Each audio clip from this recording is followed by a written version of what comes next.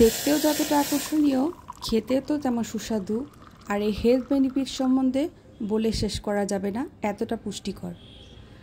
এখন কিন্তু শীতকালে অহরহ এই টক ফলটি পাওয়া যাচ্ছে। আঞ্চলিক অনেক নাম আছে, তবে আমি এটাকে টক ফলই বলছি। এটাকে ইংলিশে নামে বলা হয় রোজেলা। তো এটা অ্যান্টিঅক্সিডেন্ট সমৃদ্ধ, হার্টের জন্য ভালো, রক্তচাপ কমায়, রোগ প্রতিরোধ ক্ষমতা বাড়ায়, হজমে সাহায্য করে, প্রদাহ কমায়, ওজন নিয়ন্ত্রণে সহায়ক, লিভারের জন্য উপকারী, পেটের ফোলা কমায়, শরীর হাইড্রেট রাখে। তো এটাকে কিভাবে বেছে নিতে হবে সেটা আমি আপনাদেরকে দেখিয়ে দিচ্ছি। খুবই সহজ।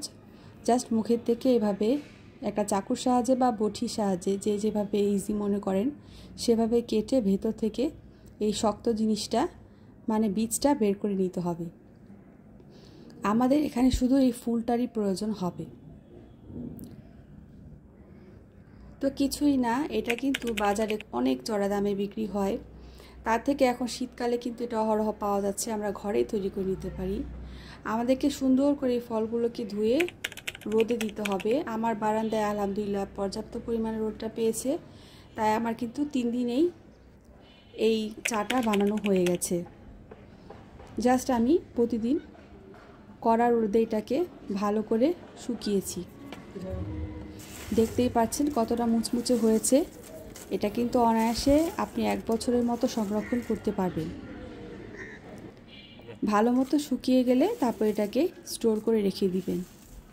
এত হেলথ বেনিফিশিয়াল একটি টি আপনি কেনই বা খাবেন না বলেন তো? অবশ্যই বাসায় বানিয়ে রাখুন এবং এটার প্রত্যেকটা পুষ্টি আপনার শরীরে কাজে আসবে। তো এইভাবে স্টোর করে রেখে দিবেন, খুবই সহজ।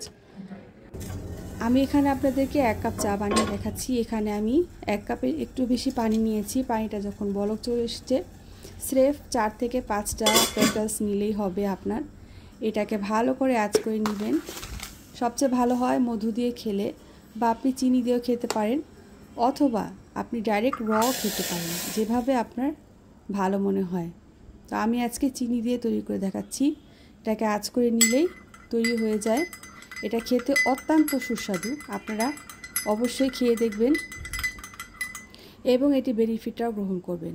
ভালো লাগলে আপনার আত্মীয় আপনজনদের মাঝে ছড়িয়ে দিন ভিডিওটি।